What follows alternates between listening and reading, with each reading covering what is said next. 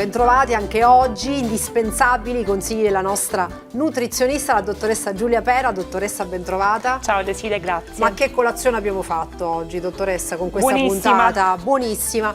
Colazione gustosissima, buonissima, il nostro Totino veramente ci prepara sempre delle prelibatezze.